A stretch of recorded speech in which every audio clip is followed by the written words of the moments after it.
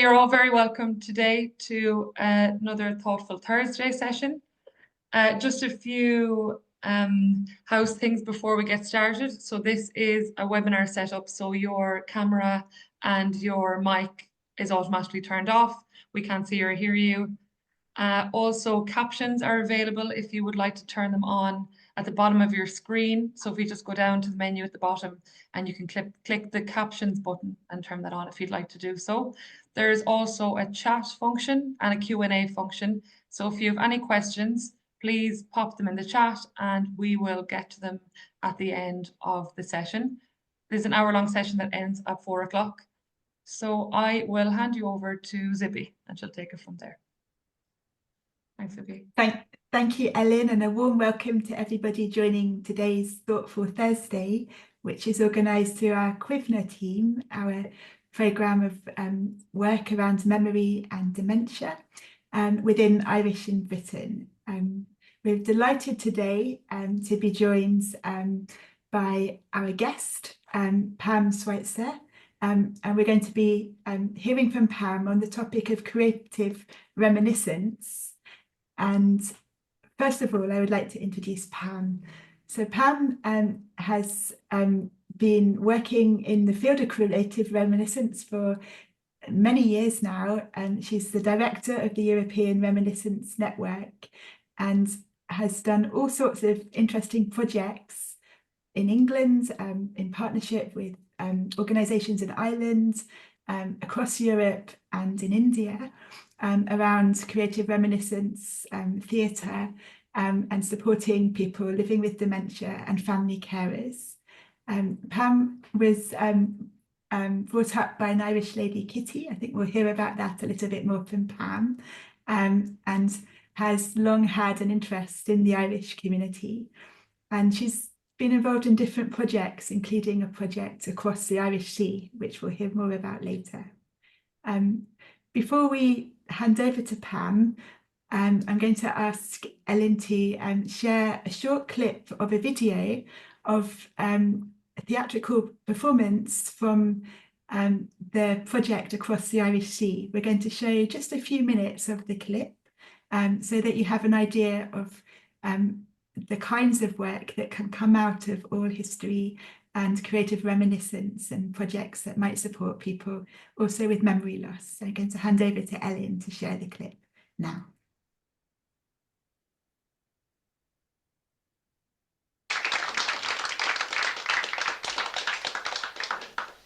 I was born outside a little town called Kildorrery in County Cork, Southern Ireland.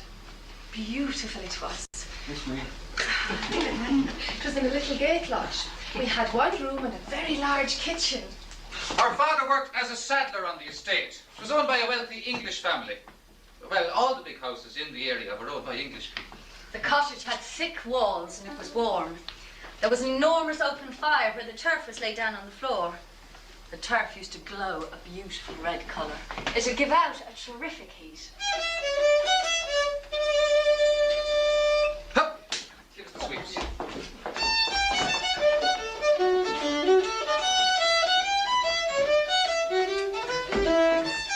Well, I was the youngest of 8 children.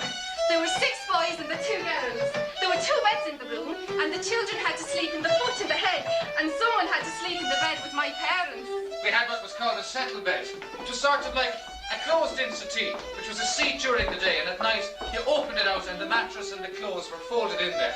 Well, of course, we were put up in the bed and we were supposed to be asleep. We were sitting up listening. There were a lot of lovely old Irish tunes. My father knew some lovely songs and he sang beautifully. Oh, my mother could sing too, but she never sang in front of people. She was very shy, like me. I was very shy.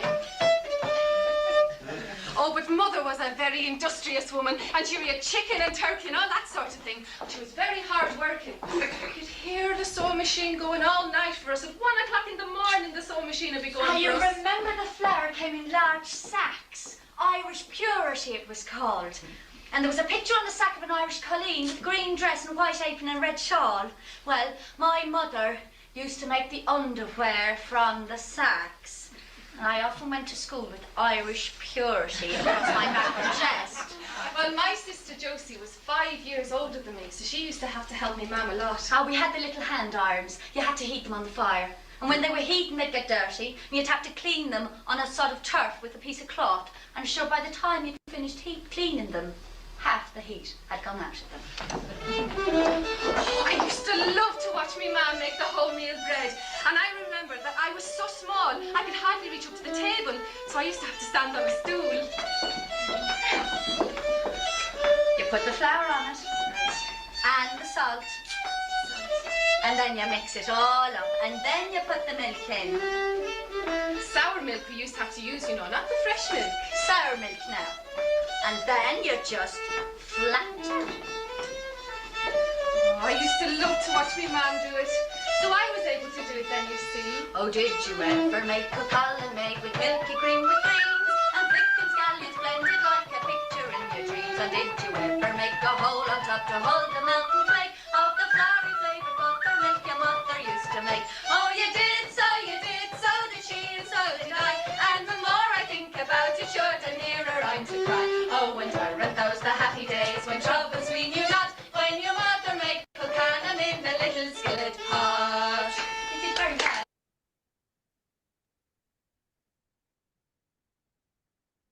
Thank you, Ellen. And what an interesting thing to watch. It was recorded quite a long time ago now, Pam was telling us. So although the sound quality would be a bit different today, it's still amazing to be able to watch back and to see. Now I'm going to hand over to Pam, who's our guest, as we said. And Pam is going to introduce herself a little more and tell us more about some of her work with in the field of creative reminiscence. Thank you, Pam. Thanks very much indeed. Delighted to be here, and thank you so much for asking me.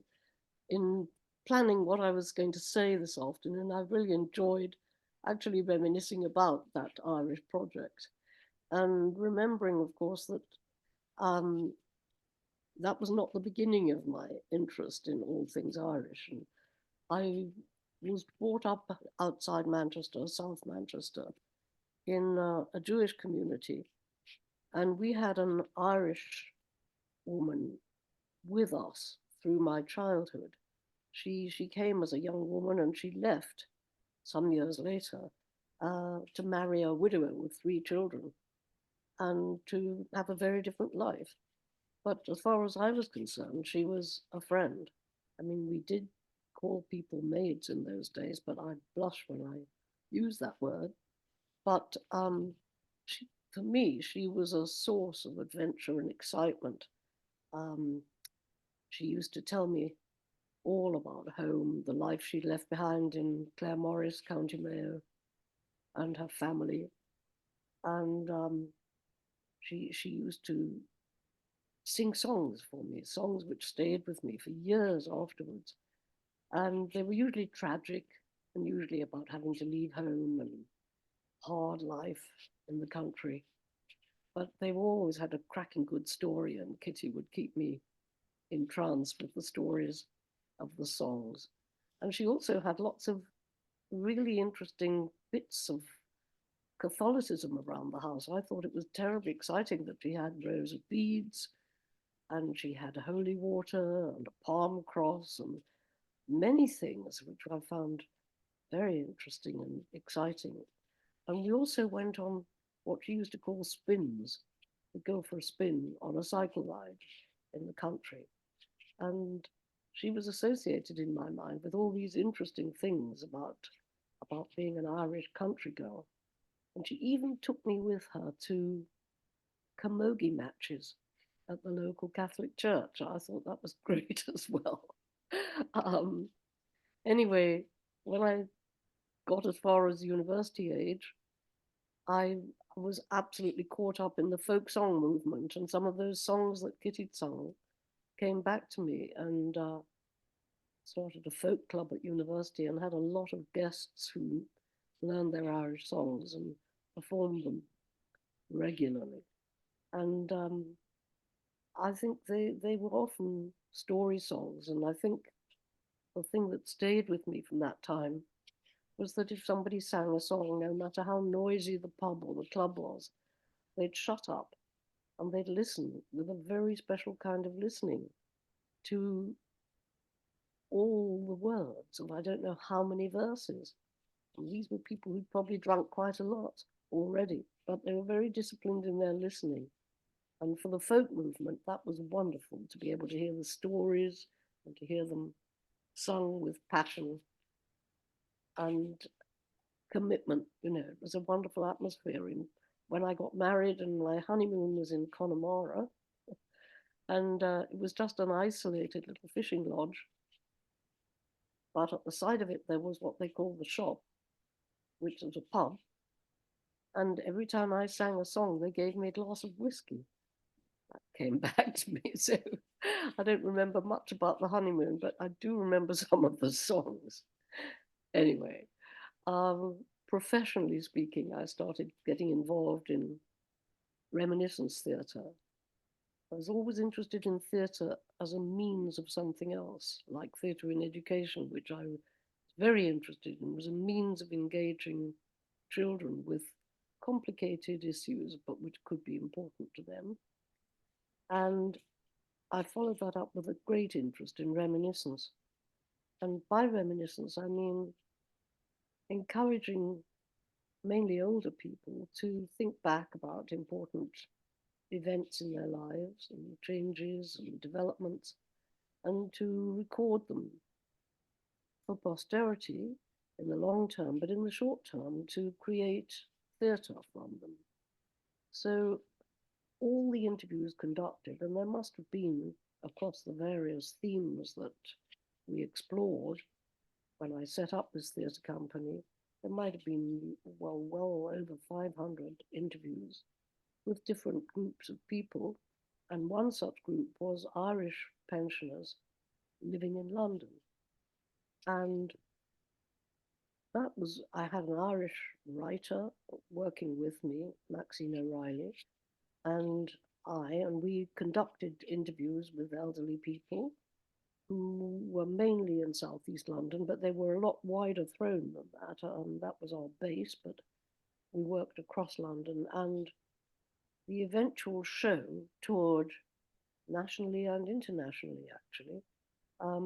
It was made up entirely of the stories of the people we interviewed using their own words, because the way they spoke and the formation of their sentences was of a kind and was special, and one needed to quote the interviews exactly for it to feel veritable, to feel like it was an accurate portrayal of what people said. There were many different shows we did, but they all had in common the fact that we were using the words of the interviewees and melding them somehow into a plot and a storyline peppered with wonderful songs and usually some instrumental work as well. You saw on the little clip there. Rough video, I'm afraid, but back in the 1980s, it was expensive to have a show videoed. So we did what we could. And I'm glad that record is there of the shows, even if it's a bit rough and ready. But the way the plays emerged was by bringing together all the stories we collected in the interviews and finding a structure that would hold those stories.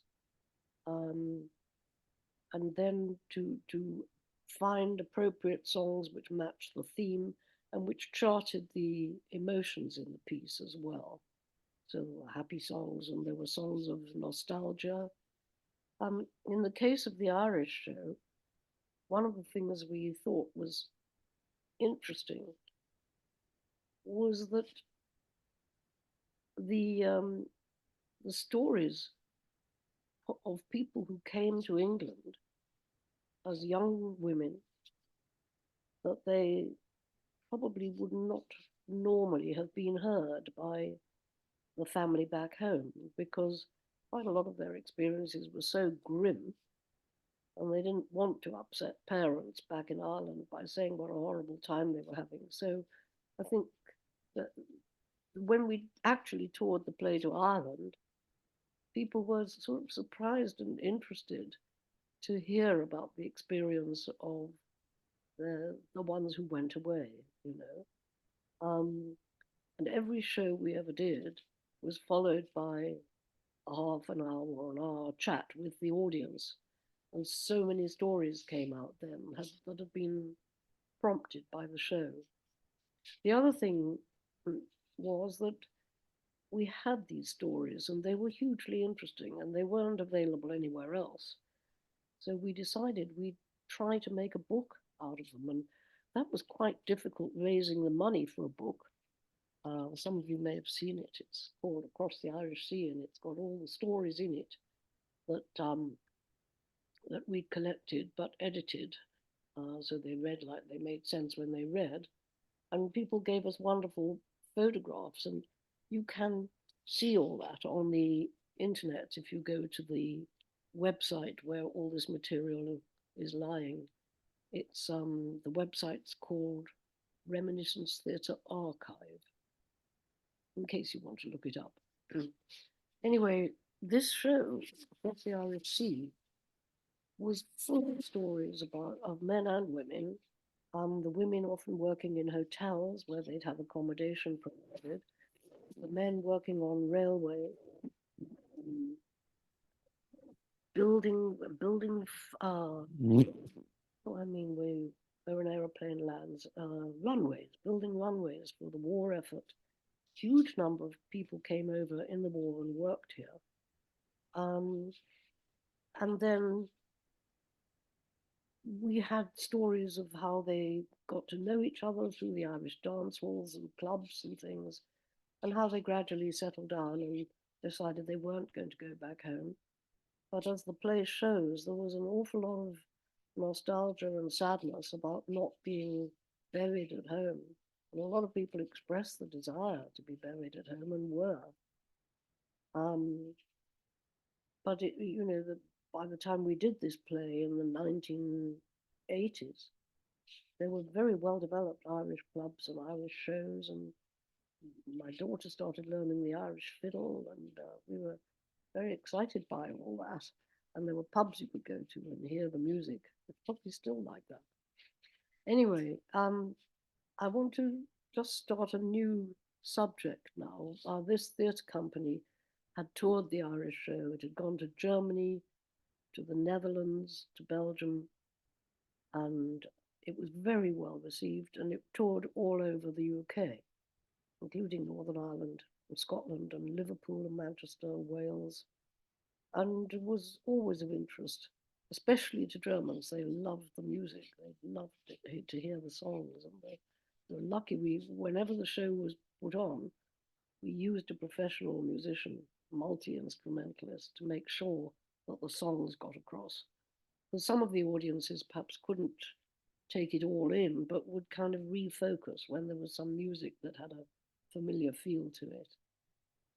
But after I'd been working for about 25 years with theatre, I realized that there was a huge need to recognize that dementia was expanding exponentially in the 1990s and 2000s.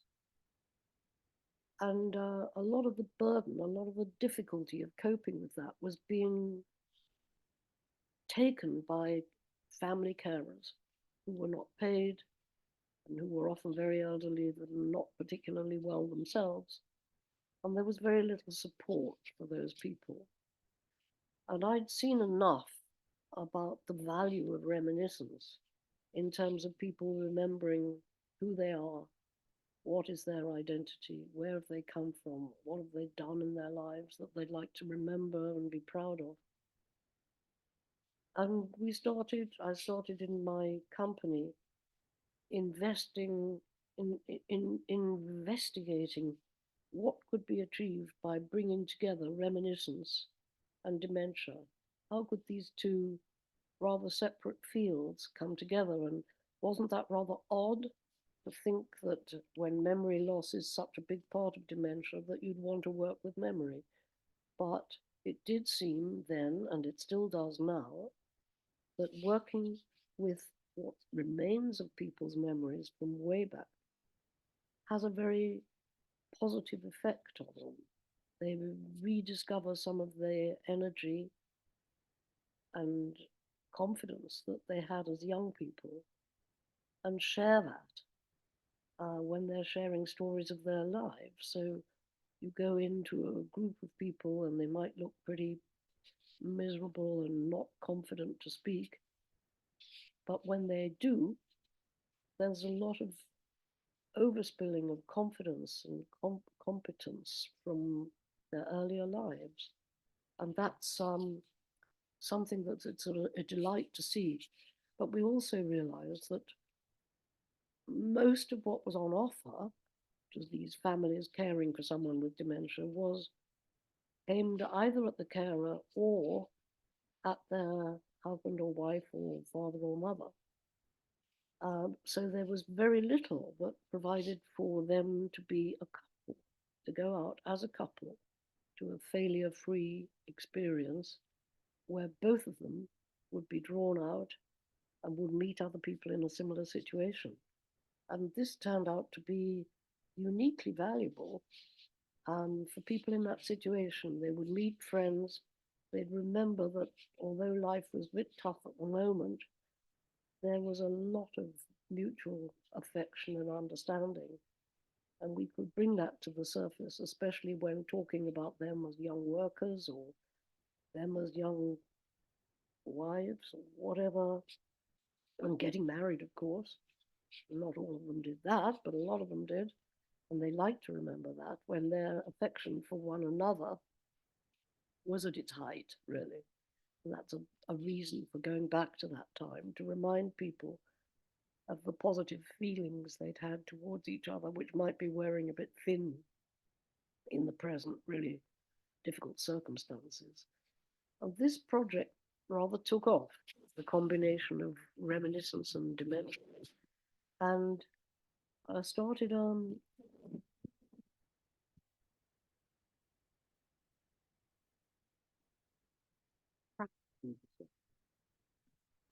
which involved setting up groups of families in 10 different European countries. And they would all follow more or less the same pattern. They would work through from their earliest memories through their childhood, their school days, their starting work, their falling in love, and their lives as parents. All these elements were explored week after week, chronologically, so that the people were making a kind of a life review of their time, and that they could hold on to the memories that they were making by creating scrapbooks or storybooks where volunteers who we trained would draw for the person with dementia a memory, draw something that they would like to see and like to remember. And so a lot of lovely pictures and stories were put in these scrapbooks, which were given to people at the end of the project and served when memory was disappearing at quite a fast rate. People could refer back to what they'd found, the memories they'd found, which were featured in the scrapbook. So this project is still going. It's going in several countries, and we meet every couple of years for a big conference and share our findings and our new ways of doing things. And at the moment, we've just started a new project in Greenwich at Mycenae House, a lovely community centre. And the couples are coming, and we're just keeping our fingers crossed that they'll be as happy as participants usually are. And so far, so good. And we also, as part of that, we're running an apprenticeship scheme so that people who think they'd like to work in the field of reminiscence, maybe with people with some level of dementia, so they can train with us and then either set up their own groups or work with us as we set up new groups. So that brings us up to date. I could expand on any of those themes, but perhaps you might want to ask some questions. I don't know how we're doing for time.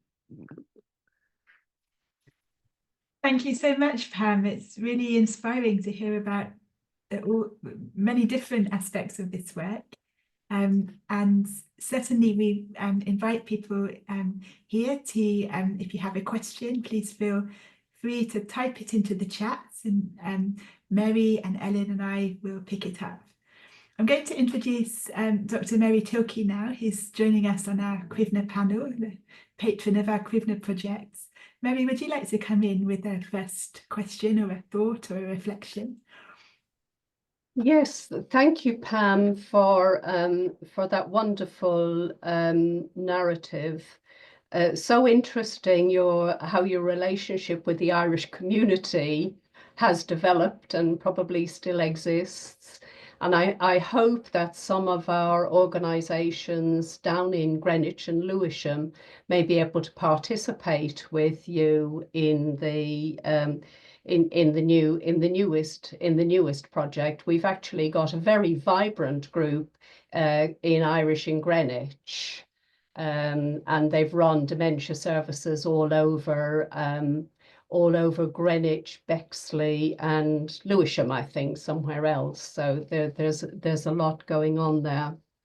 I suppose not a question, more a comment that I want to agree with you. When I first started looking at the notion of reminiscence as a way of supporting people with dementia, I became very familiar with your work and the work of others. But the professionals were very negative towards the idea of dementia unless it was undertaken as a therapy rather than an activity that people could enjoy. Did you have that experience as well? Yes, very much so. And I was always under pressure to call it reminiscence therapy. And I didn't. I felt it was reminiscence work. It was working with memories to make things happen, and that what might happen might turn out to be a play or a book, but it also might turn out to be an important conversation and a door opening for people who thought that it was always closed, perhaps people who were experiencing the onset of dementia and who gained enormously from the idea that they were thought to be interesting or to have something to say or something to celebrate even. And so I felt, although the effect was therapeutic, it didn't feel right to call it therapy because of all the associations that word has and the sort of inequality of it, in a sense, that someone was doing something to you or for you, whereas I thought with reminiscence, there's something very egalitarian about it, that the people are telling a story, their own stories, many of them, without which we couldn't make a play or a book or anything else. So it had to be a partnership in producing these things. The other problem we had to face was people thinking it would all be terribly sad. Somebody coming to me and saying, you know, don't do anything about Christmas, they'll be all miserable. But it's not like it was, you know. I had to fight to have that denied and proved to be incorrect. And actually, when people did tell sad stories, because the nature of interaction between the couples was so valued and so important, if they did tell about something sad in the course of 10 or 12 weeks, they were telling it to people who were receptive and who understood them because they were sharing similar worries and thoughts. So that friendship making capacity was really important, especially as people caring for someone with dementia can become really isolated and lonely and pretty miserable, really. And with depression comes decrease in health. And so I think we felt that what we were doing was going towards making a healthier community, even though the interventions were really small, maybe a maximum of 10 couples. But if you think about weekly meetings with 10 couples, that's 20 people, and all our supporters and apprentices and volunteers We might have 40 people in the room. At the outside, that would be the maximum, but you know, it was very buzzy, and it wasn't like a sort of clinical setting at all. It was more like a party, I would say. And people got used to raiding their houses and bringing in relevant objects and things. And we even have quite frequently, when we do the session on weddings, people going to town and dressing up as brides and remarrying their partners or not. It's just a lot of fun, as well as making people feel better. They often arrive at the sessions looking as though they've had a rough night, you know, and there's a lot of hugging goes on, and that's highly necessary, even if it's not health and safety proof. I think that was my experience, because when I first, in the 90s, when I first thought I'd give it a go anyway, I was winging it, I must admit, and I wasn't sure what would happen. But I saw all those things happening, you know, people, what if I, you know, why do you want to listen to my story? I've got nothing to tell you. And then once you got them going, you couldn't stop them. And then if there was something sad, they hugged each other, or they said, that happened to me. And many friendships grew outside that group as well. That was really important. And I think it kind of surprised me as well that I saw some magical changes, really. People who hadn't spoken for years, and people who wouldn't join in the group but kind of sat outside it, had something to say. You know, they may only say a few words that was relevant to what we were discussing, and then went back into their quietness. So I kind of felt it was doing them good, so it was okay to carry on, even though the experts were saying this isn't, I knew it wasn't therapy, but I knew people were enjoying it and it was having a therapeutic effect at some level. That's a subtle distinction. Yes. Yes, I tended to call it reminiscence activity rather than therapy, or reminiscence activities. That's not bad, although a lot of people get hot under the collar about that as well. They do indeed. It brings to mind sort of carpet bowls and various things like that. I don't know. Nothing against them, but that so many of the words you might choose to describe it have been claimed by other worlds.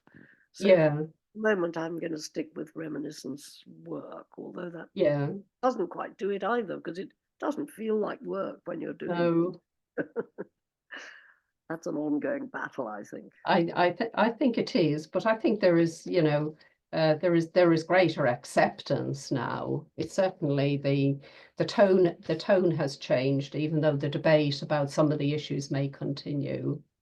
Yes, and there's a much more open-mindedness about slightly off-the-wall activities working quite well. You know, so I think we've all established now that music's a really important trigger. But reenactment, for me, well, perhaps having a theatre background, for me, that was the most exciting thing, because when people were performing a scene they remembered from their lives, even if they were only saying one line in it, it enabled them to tap into what they knew at the time. I remember I had a couple of sisters in their 90s, and they couldn't remember the name of their school. But when we enacted it, and that was in the middle of them having a very funny dialogue, they said the name of the school. It just came back extraordinarily. And there were all sorts of things like that.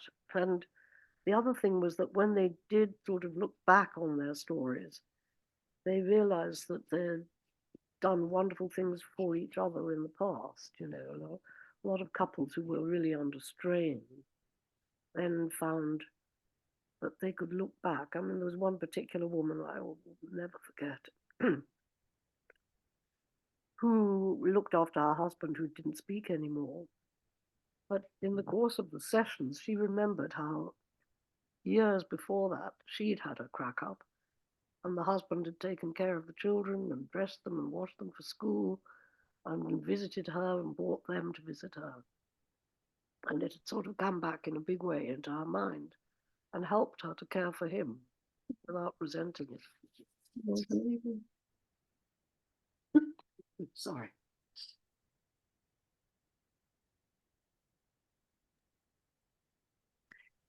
Thank you so much, Pam. I wonder if you can comment on any impacts on maybe wider family members as well. So you were talking about work that you or activities that you were doing with couples and the impact not just on the person who might be living with dementia, but their partner, their spouse, their family carer.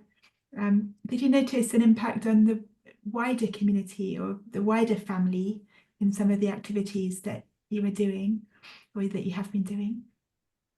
Yes, I mean, because of the volunteers and the apprentices we're training, a lot of younger people are coming into the area and being very interested in the stories they're still eliciting from the people. The other thing is we've had not just adult children of elderly people with dementia, but also grandchildren.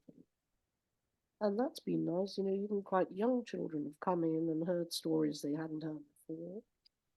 And I think a lot of the work is of interest to younger people. And as Mary was saying, it's such a growing area, but increasingly every family will know of somebody at least who has dementia. And it's you know, we're approaching a time when it's something like 1 in 3 of people over 80, I can't remember the exact statistics, but I know it's pretty hairy.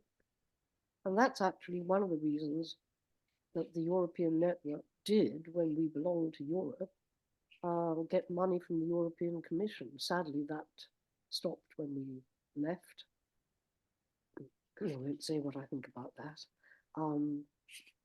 But anyway, it was clearly seen by the European Commission cultural side that the number of people, or the proportion of the population developing dementia was growing as people lived longer and longer. And we had to look for imaginative ways of supporting the people who were doing the caring. And so a lot of the people who come are the children of people with dementia. And we need to support those people. I mean, one of the sort of unspoken hopes was that by giving support to the carers, the call on hospitals and care homes would be reduced. But the numbers are so great that that's unlikely to happen.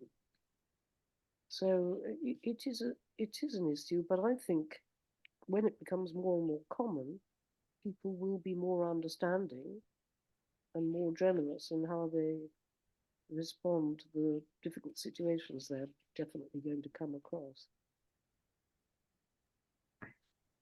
Thank you. Your work with people living with dementia spans a few decades, and I wonder if you reflect back on how perhaps in the general public people were understanding the concept of dementia. Do you think that has changed at all? Do you think dementia is more of a taboo or less of a taboo as time has gone on? Have you noticed any changes in how people relate or react to the concept or the phenomena of dementia? Well, I think it's risen up the agenda pretty fast because it's all happening. And the figures are there if one cares to look, and they're pretty staggering. I think it's something that's going to cost the country trillions. And people don't really want to look at it. The whole business of social care and how we care for older people in the community well, in the last election, it became a big issue. I think the Lib Dems, you know, although I might not agree with them on a lot of things, they made the case.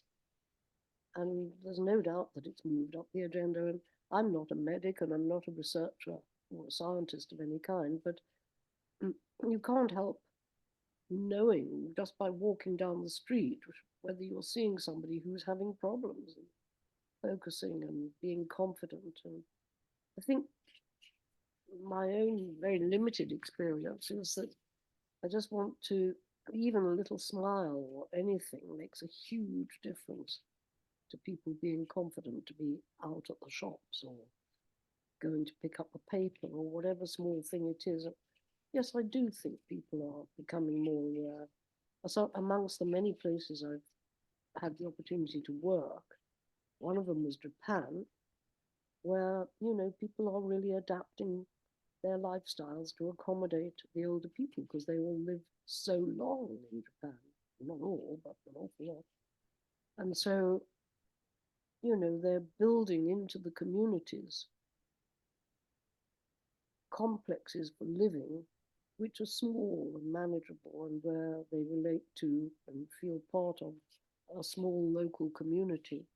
And they're building units for about 10 people where they live and where they need a bit of support from the community. So, I mean, there's a lot of imagination at work in Japan, and I suppose across Europe too. I mean, things are moving, but at the same time, you know, care homes are being found to be less attractive to invest in because it's very hard to make them pay, even though for those of us at the receiving end, they seem to be charging astronomically. But that is a problem, a lack of affordable care in care homes.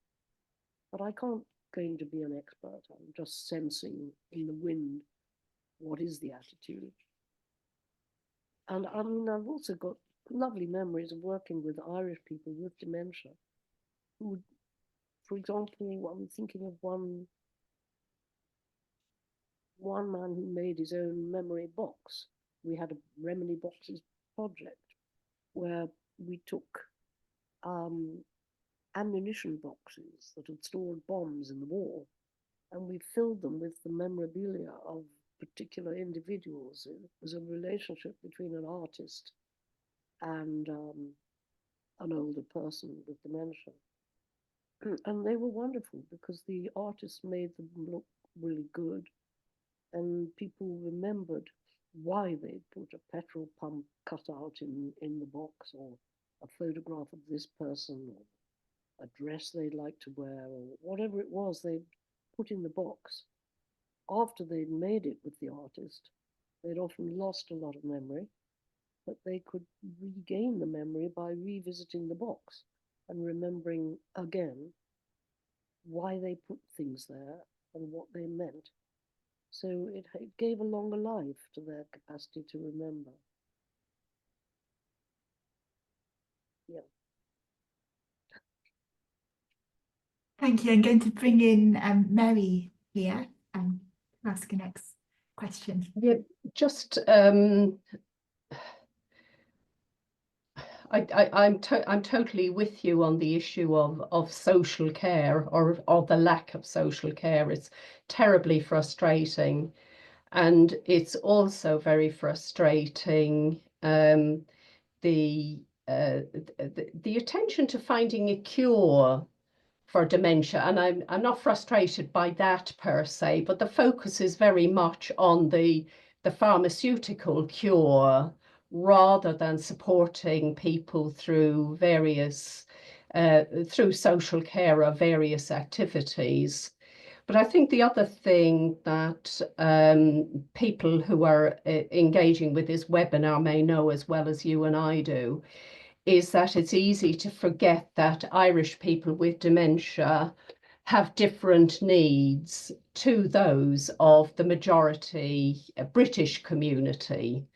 You know, we're predominantly white-skinned and we're predominantly English speaking, but our cultural heritage is very different, and the stories you've told about Kitty and the experiences you've had with other carers identify that our stories are very different, our upbringing, our background, our culture and music, and that isn't always recognised. So even the Alzheimer's Society, when we've tried to, well, we have engaged them very much in supporting the Irish community, they say, but what's different about the Irish community? So we've been banging our heads against the wall there for about 12 years. But again, from perhaps a more personal point of view, one of the largest growing communities in the UK at the moment is those people of mixed heritage. And people will be looking after elderly people who came from a different cultural background, maybe a different faith, who spoke a different language, whose mother tongue is very different. So I think, we need to be thinking a lot more about catering for our needs as Irish people, but also the needs of people of mixed heritage. And that's an issue in the Irish community because many women of my age and a bit older in their 70s have married people from non-Irish or non-English communities and are now facing the possibility of caring for somebody with dementia when we've got a very limited understanding of their culture. So they're just issues that I feel very passionate about. I'm sure you would agree with them. I couldn't agree more, and I was pushing the idea of special training courses where people who work in the care sector have an opportunity to acknowledge their own cultural heritage, and not to leave it at the door, but to bring it in with them, so that there's some kind of sharing going on across cultures. Because actually, we all know that a lot of people who were not born in Britain are working in care homes and have their own history, or living in care homes and have their own history. And so I think it's going to be very necessary to raise the awareness of staff and managers about the cultural history of the people who are in their space, living there, and who may have very little that helps them to relate to what is now their environment. Therefore, the importance of pictorial evidence, using the internet for their greater understanding if they find themselves looking after an Indian lady from what caste or what group, and if it was an Irish person, where did they come from and what kind of a place? And striking stories in all the research about walking miles to school from home and never ever going to a town, or a big town anyway, and having totally different ways of living, and the stories they tell, the songs they sing are different, and they need to have those memories prompted so that they can build on that. I'm sure you're right, but one of the reasons it didn't get followed up was that people didn't want to sort of say, well, we're aiming this at a particular group of carers from Africa, say, or from Far East. And it became, it sounded as though we were doing something that might be punitive in some way, although that wasn't the case at all. It was just to do with, if you're going to build community in a care home, or a sense of belonging in a care home, then you must show that the memories and the values of the people in that place of living are somehow reflected. And I think that's difficult to do. And it also depends on having staff who are motivated and who are paid a sensible amount of money. Where do you start on these topics, really? Yeah, really. But having said that, I worked all those years on building stories into shows. I think that that's had a lot of guiding principles in it, in terms of partnership across generations and across cultures. And I'm very glad to have had the opportunity to work in that way with people. I mean, I had no background in working with old people at all. I didn't particularly like my grandparents, really, or know them terribly well, but I'm terribly interested in other people's. So there we are. Thank you, Pam. We've had a question that's come in through in the chat from one of the attendees, which is this. So they say, in your wealth of experience working with different communities, is there a community that shines out more than others in supporting their folk who are living with dementia? And if so, have you shared that with other communities? So could you repeat that? Yes, I can. So the question is, in your experience working across different communities, is there a community that shines out more than others in supporting their folk who are living with dementia? I'm not sure that there is really. I think it's a different process with everybody. I remember working with African elders from Nigeria, and I brought over with me an American black director whose ancestors were from Nigeria. And we worked together on a show performed by the older people, by the people themselves, who shared their stories, and then we tried to make them into theatre. But you know, what I hadn't understood at the beginning was that there were two very distinct groups of people in that project from different tribes, different backgrounds, and they didn't really want to cooperate. So that was, I mean, I learned the hard way that, you know, some obstacles in the way of communication are insuperable. You can't sort of do it really. But that was a rare exception, and if I did it again, I would know that I just worked with one of those communities, and we'd probably motor along much more quickly. But you know, for example, I worked with Indian elders, and that had different issues and problems. For example,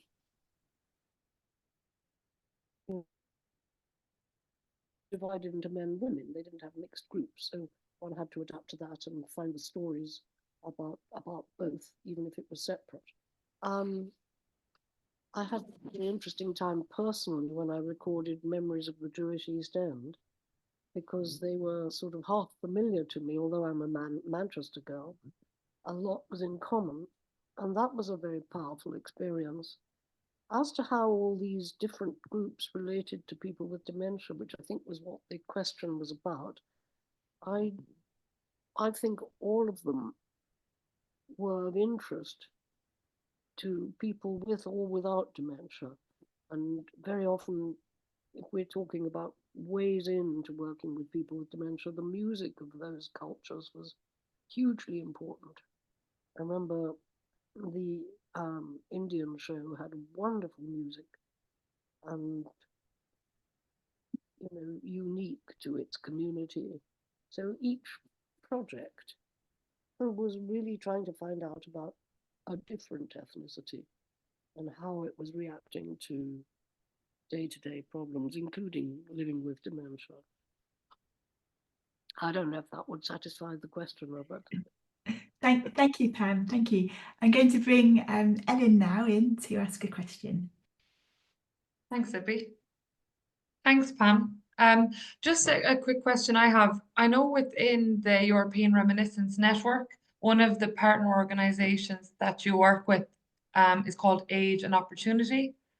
A lot of their work is similar to our goals with the Healthy Aging Project for older people to be more confident, more creative, connect better with their community. And I just would love to hear a bit more about that work, if you wouldn't mind. Well, Age and Opportunity is a big movement now, isn't it, in Ireland? And we were lucky enough to participate last 2 years, no, it must be 4 years ago now, in Dublin. And we had a lot of cooperation. And one of the people who joined us then set up with Age and Opportunity, a regular reminiscence program on the radio, which was great. It's a good thing to do, and then people get to know it's on at a certain time and listen.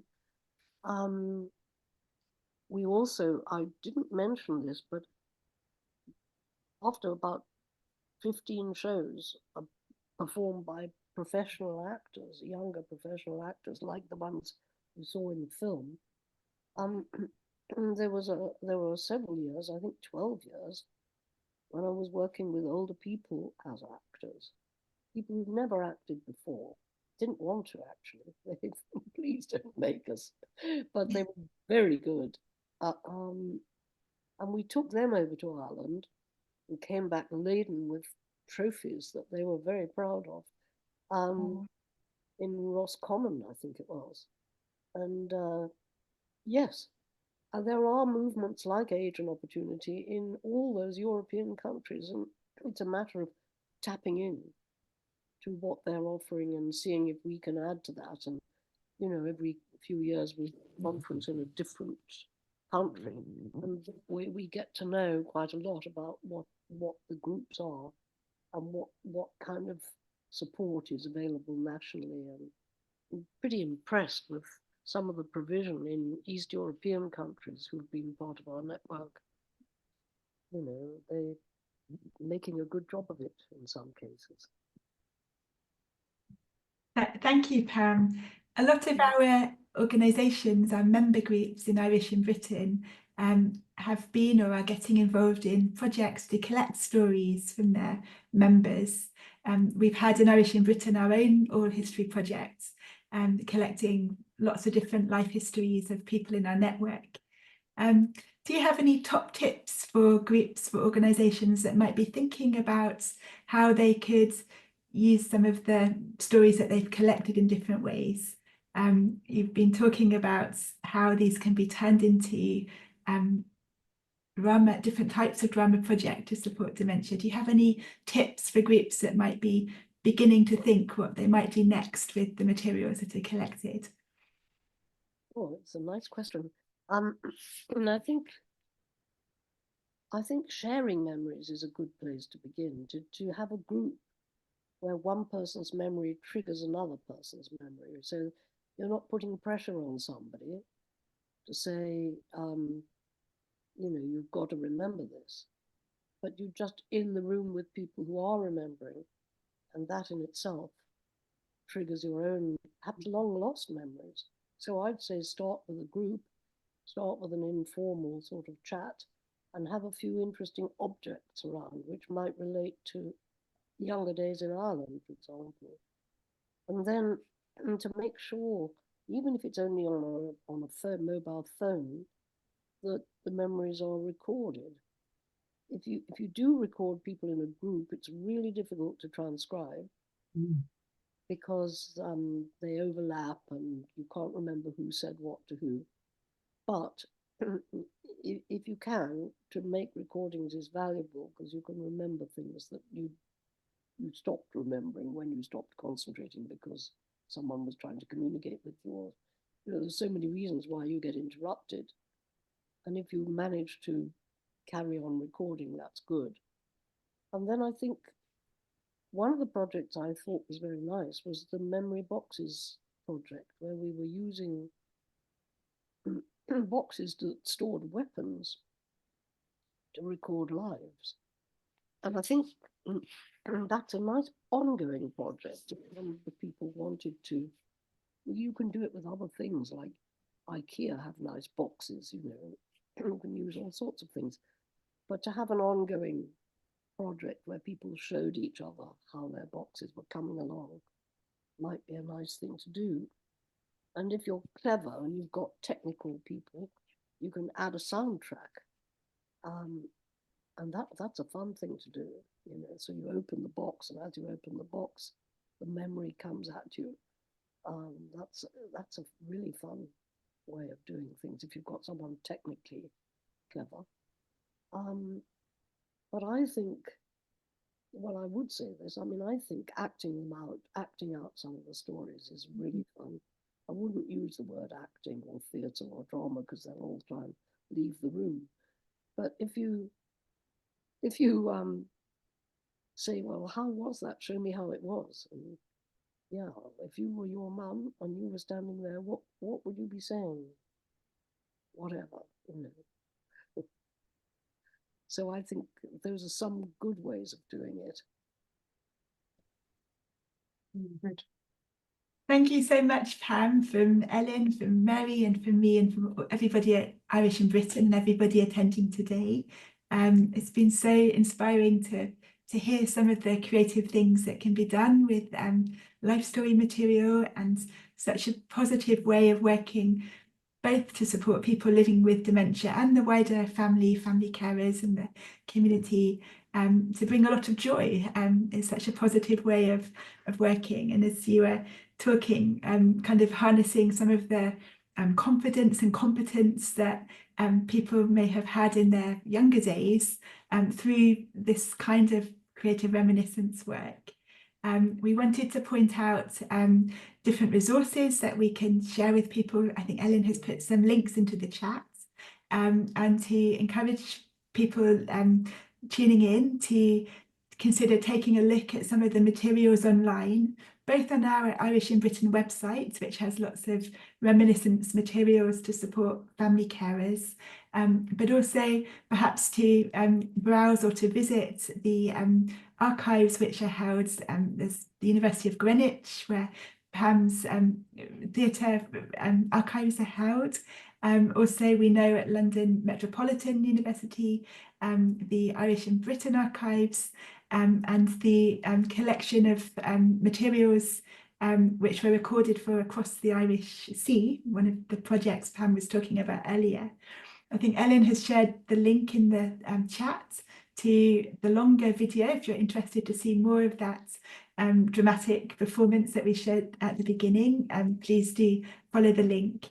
And of course, at Irish in Britain, in our Cribna team, we have a lot of materials that we're happy to share or offer workshops in how to use, including a book. We don't call it a scrapbook, but it is a bit like a scrapbook that we have developed called My Story, which is a tool that can be used by anybody, people with early stage dementia, people that haven't got dementia at all, but are interested to record some of their own life story in a way that could be shared in the future with younger generations, or kept for themselves. So we would like to thank everybody very much for coming, and a really warm thank you, heartfelt thank you to Pam. Thank you very much, Pam. Thank you, Pam.